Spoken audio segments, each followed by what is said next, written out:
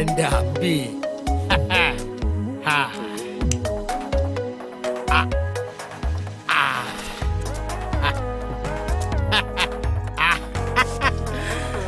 ആ. ഓ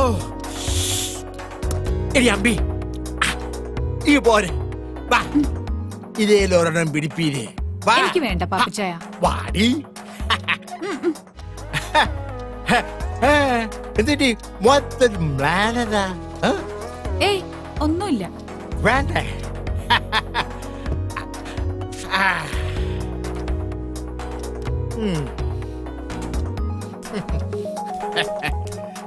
പാപ്പച്ചായൻ എന്നെ എന്നാ വിളിച്ചേ? അമ്പീന്ന്. നിനക്ക് ഇഷ്ടായില്ലേ? എന്റെ ഭർത്താവ് എന്നെ അമ്പീന്നാ വിളിക്കുന്നേ. അതെന്നാടി പെണ്ണെ, നിന്റെ ഭർത്താവിന് മാത്രം ആ പേര് അങ്ങോട്ട് എഴുതി തന്നിരിക്കുകയായിരുന്നു. അരുത്, അദ്ദേഹത്തെ വെറുതെ വിട്ടേക്കാം. അതും ഇതും എന്റെ സ്വകാര്യതയാ.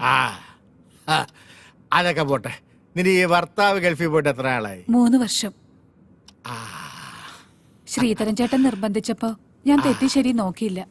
ഇത്രയും നാള് മനസ്സിൽ വെച്ചിരുന്നത് ശമിപ്പിക്കണം, അത്രേ ഉദ്ദേശിച്ചുള്ളൂ. അത് പിന്നെ 4 ദിവസം നിന്നേ പറ്റൂ. എല്ലാം ഭദ്രമായിരിക്കുമെന്ന് ശ്രീധരൻ ചേട്ടൻ എന്നോട് പറഞ്ഞപ്പോ ചില ദിവസങ്ങളിൽ മടുപ്പ് അനുഭവിക്കുമ്പോ എന്റെ കൂട്ടുകാരിയുടെ വീട്ടിൽ പോയി നിൽക്കാറുണ്ട്. അങ്ങനെ ഒരു കള്ള എന്റെ ഭർത്താവിന്റെ അമ്മയോട് പറഞ്ഞു.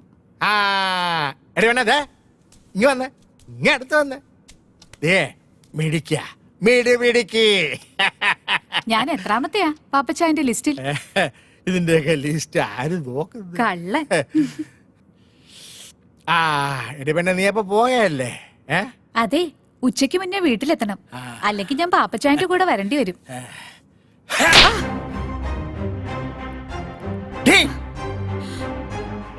ഇനി ആരുടെയും കൂടെ പോകരുത്, പക്ഷേ ഞാൻ വിളിക്കുമ്പോ വന്നേക്കണം. പാപ്പച്ചായ, അച്ചായ കുച്ചായ ഓടി. രാജേഷേ, ആ പാലാ പാപ്പച്ചന്റെ റൂമിലേക്ക് ഒരു ഫിഷ് കറി മീൽസ് വേഗം കൊടുത്തരെ.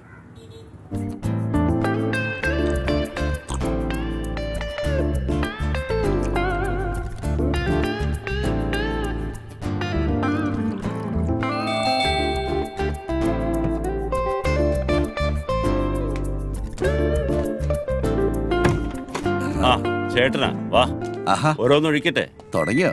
ഇരിക്കെ.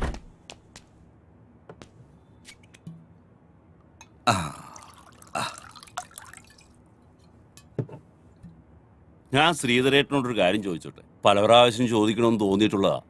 ചോദിച്ചോ. ഈ കൂട്ടിക്കൊടുക്കുന്നതില് എന്തെങ്കിലും കുറ്റബോധമുണ്ടോ?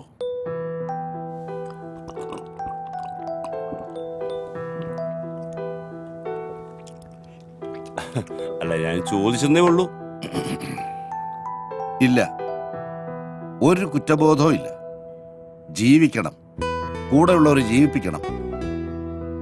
എന്റെ മോടെ പഠിപ്പ് മുടങ്ങരുത്. അങ്ങനെ ചിന്തിച്ചാൽ എവിടാ കുറ്റബോധം?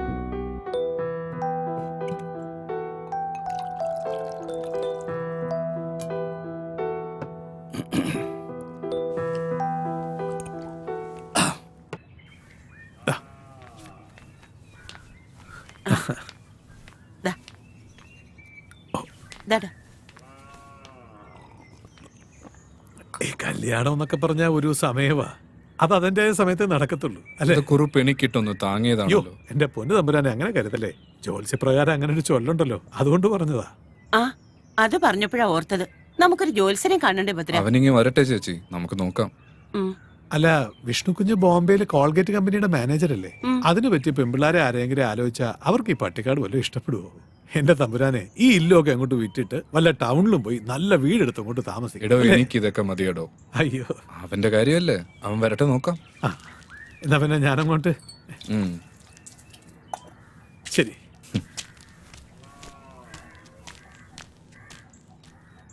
പാവം, ഇവിടുന്ന് കിട്ടുന്നതുകൊണ്ടാ അയാളുടെ കുടുംബം കഴിയുന്നത്.